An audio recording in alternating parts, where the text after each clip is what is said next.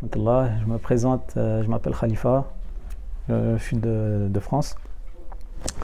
Alors tout d'abord, je vais vous expliquer mon cheminement, comment j'ai atterri dans la tariqa Karkaria et ce qui en suit aujourd'hui. Je viens de sortir de la Khalwa il y a quelques jours et je vais vous expliquer mon expérience. Du coup, moi, j'étais pas très adepte du tasawwuf au début. C'était quelque chose que j'avais déjà entendu, mais qui m'attirait pas spécialement dans mes débuts de ma pratique religieuse. Et par la suite, en fait, j'ai ressenti un manque spirituel. J'avais quelque chose au fond de moi qui manquait. Comme si en fait j'accumulais des sciences. J'accumulais plusieurs sciences. J'ai étudié le Coran, j'ai étudié la Sharia, j'ai étudié la langue arabe, l'arabiya. Alhamdoulilah, j'ai cheminé pendant pas mal de temps, une dizaine d'années dans les sciences. Mais je ressentais, en fait, c'était tellement aléatoire, j'avais des baisses de foi, je ne comprenais pas comment ça pouvait se passer de cette manière.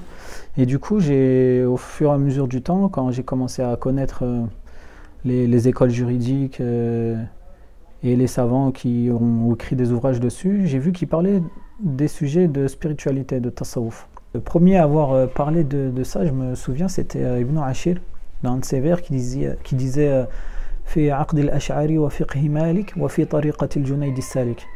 Et là, ça a commencé vraiment à me mettre la puce à l'oreille, tu vois. Le tasawwuf, c'était quelque chose vraiment qui... Je me suis dit... Bon, j'avais déjà entendu quand même certaines histoires des pieux, des saints, mais je ne savais pas que vraiment c'était une science à part. Et c'est là où j'ai commencé à faire quelques recherches. Et j'ai rencontré un frère qui s'appelle Bilal Laksari, qui est connu sur les réseaux sociaux, qui m'a bien aiguillé quand même. Il m'a expliqué plusieurs choses, sans forcément me mettre une pression ou quoi que ce soit. Il m'expliquait les choses en règle générale. Et j'ai commencé à faire mes recherches. Du coup, j'ai fréquenté, on va dire, plusieurs voies spirituelles. J'ai fréquenté sans citer les noms, ça sert à rien. En tout cas, j'en ai fréquenté, on va dire, peut-être 4, 5, tu vois. Et par la suite, c'est pas des voies qui m'ont vraiment... c'était bien, on faisait du dhikr, on faisait plein de choses, mais c'est pas ce que je recherchais. Vraiment, moi, je voulais quelque chose de beaucoup plus profond, beaucoup plus... là où on avait du goût, où vraiment on ressentait les choses. Et du coup, j'ai patienté, je demandais à Allah de m'ouvrir les portes de cette voie qui va vraiment me changer la vie. Et j'ai entendu du coup de la tariqa Karkaria qui disait comme quoi il voyait la lumière. Par cette lumière, il pouvait atteindre des sciences tellement profondes, il y avait tellement de choses qu'il pouvait acquérir grâce à cette lumière.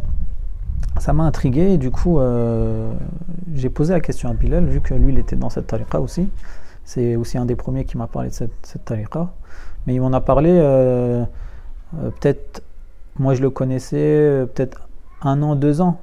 Donc, c'était vraiment plus un ami qu'un prédicateur pour moi. Et par la suite, je lui ai posé la question. Je lui ai dit, oh, voilà, toi, vu que tu es Karkari, j'aimerais savoir quelle est ton expérience dans la Karkaria. Et il m'a dit, voilà, on voit la lumière, nanana et tout.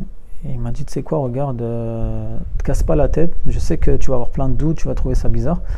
Demande à Allah, c'est la meilleure chose que tu peux faire. Délaisse les gens, délaisse la créature, demande à Allah directement. C'est ce que je me suis empressé à faire. Et j'ai fait ma salat istikhara le soir, je me souviens. Et j'ai une réponse, mais immédiate. Et moi, je suis quelqu'un qui ne rêve jamais. C'est-à-dire que je ne suis pas quelqu'un qui rêve énormément. Je ne suis pas un grand rêveur. Moi, le soir, quand je dors, j'ai pratiquement... je me souviens jamais de mes rêves. Voire, je rêve pas. Et du coup, quand il m'avait dit ça, je me disais, ouais, mais t'as vu, Bilal, moi je suis quelqu'un, je rêve pas, je pense pas que j'aurai une réponse comme vous le prétendez dans vos témoignages. Il me dit, fais-la et t'inquiète pas. Du coup, je l'ai fait et subhanallah, ce soir-là, j'ai rêvé directement. J'ai rêvé que c'était la bonne voie, que le shir c'était vraiment le wali d'Allah sur terre à notre époque, dans notre siècle. Et ça m'a déjà, on va dire, beaucoup aidé dans le fait de me lancer. On va dire que c'est pas quelque chose qui m'a convaincu directement au début, mais ça m'a encouragé à aller plus loin dans mes démarches. Du coup, ce que j'ai fait, c'est que j'ai pris un billet, je suis venu voir le shir. Et en fréquentant le shir, j'ai compris directement que c'était pas un homme comme les autres. Il était vraiment exceptionnel, même dans sa façon d'être, son attitude, la compréhension qu'il a des textes. C'était des compréhensions tellement profondes. Et quand il était avec nous, on ressentait une sorte d'apaisement et on ressentait un bienfait, comme s'il nous transmettait, pas que des sciences, mais il nous transmettait plus. Et du coup, moi j'ai été convaincu directement, en fait.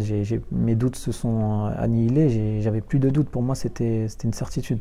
J'avais jamais vu ça de ma vie, pourtant, comme je vous ai dit précédemment, moi je viens pas de nulle part, j'ai quand même étudié avec plusieurs professeurs, avec des savants. Mais là, pour moi, c'était vraiment une nouvelle expérience. Donc, pour moi, c'était une nouvelle histoire qui a commencé. Et du coup, j'ai demandé la baya à Sidi Chir, qui me l'a donné un jour après. Et à partir de ce moment-là, c'est une nouvelle vie pour moi qui a commencé. Et du coup, après, ce qui s'est passé, c'est que je suis rentré chez moi, à Paris. J'ai continué à pratiquer les choses que Sidi Chir nous a données, le dhikr du matin, le dhikr du soir. J'avais du mal à faire le qiyam. Ça a été un grand frein pour moi dans mon cheminement, c'est que j'avais du mal à me lever la nuit. Et pratiquement 1 an et demi de cheminement, je restais que dans ça. La révision du Coran, l'étude de texte et le dhikr.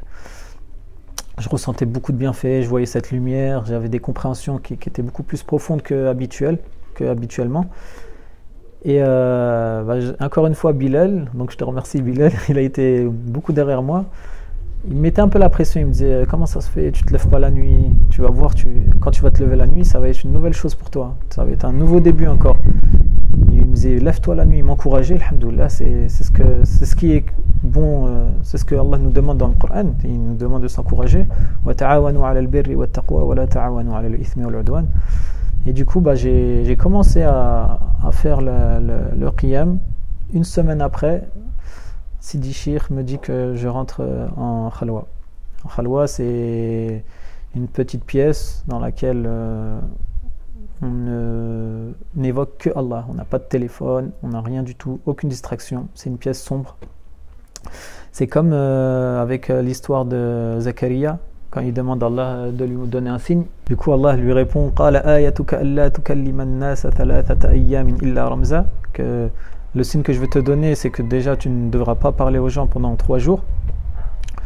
Et par la suite, tu lui dis وَاذْكُرْ رَبَّكَ كَثِيرًا وَسَبِّحْ بِالْعَشِيِّ وَالْإِبْكَارِ. Donc évoque ton Seigneur beaucoup, énormément, matin et au soir, dans la traduction approximative. Et du coup, c'est ce qu'on fait pendant ces 3 jours. Et du coup, mon expérience, c'était qu'au début, j'ai vécu vraiment plusieurs choses. J'ai eu peur, et la peur qui est venue, la tristesse. J'ai eu la mélancolie, j'ai pleuré, j'ai rigolé, j'ai eu le bonheur. J'ai vraiment vécu toutes ces émotions qu'on peut vivre dans ce laps de temps. Et à la fin, alhamdoulilah, comme dans l'histoire d'Ibrahim, quand il a fait cette khalwa, quand Allah dit فَلَمَّا جَنَّ عَلَيْهِ اللَّيْلِ, lorsque la nuit s'est couverte pour Ibrahim alayhi, pour lui, donc il s'était passé dans un endroit sombre, et à partir de ce moment-là, il a commencé à vivre ces degrés, ces étapes spirituelles. La première chose qu'il a vue, c'est l'astre. Après, il a vu la lune, et après, il a vu le soleil.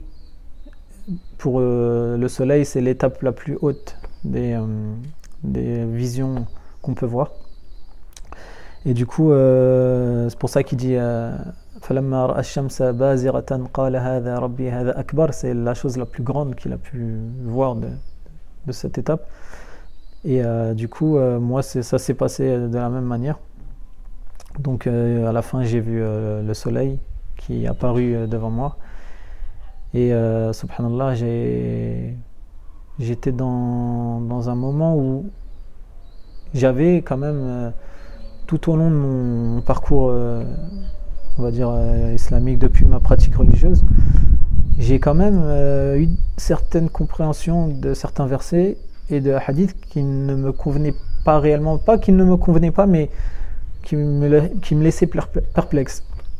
Et du coup, Allah, il m'a dévoilé la compréhension, parmi les compréhensions, il m'a dévoilé une compréhension qui était très profonde de ces versets, de ces hadiths.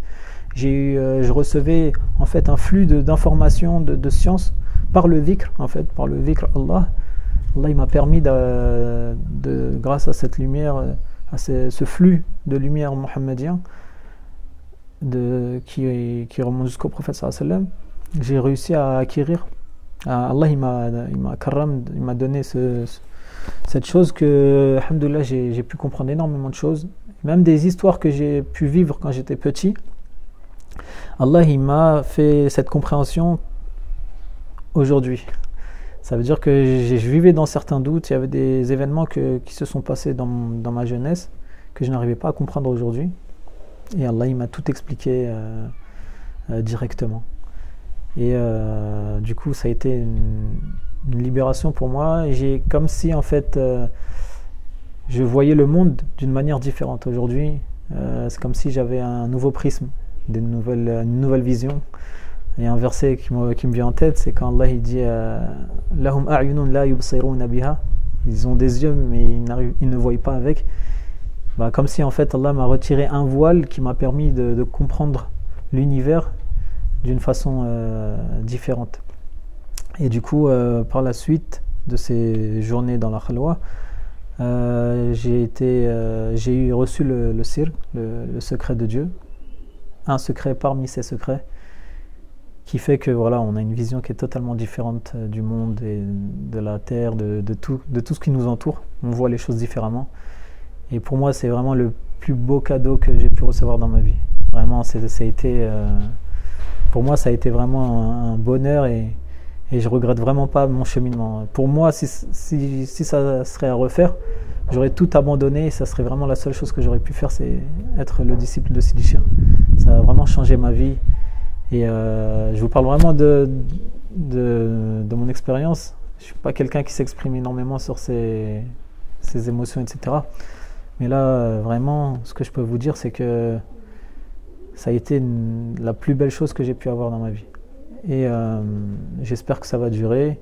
Et j'ai hâte de voir la suite des événements. Voilà, je vous remercie. Salam alaikum. Je vais finir par l'arrestation de l'histoire d'Ibrahim lorsqu'il a vécu toutes ces étapes spirituelles. Inch'Allah. A'udhu billahi minash shaytanir rajim. Bismillahir rahmanir rahim. وكذلك نري إبراهيم ملكوت السماوات والأرض وليكون من الموقنين فلما جن عليه الليل رأى كوكبا قال هذا ربي فلما أفل قال لا أحب الآفلين فلما رأى القمر بازغا قال هذا ربي فلما أفل قال لئن لم يهدني ربي لأكونن من القوم الضالين فلما رأى الشمس بازغة قال هذا ربي هذا أكبر فلما أفلت قال يا قوم إني بريء مما تشركون إني وجهت وجهي للذي فطر السماوات والأرض حنيفا وما أنا من المشركين صدق الله العظيم.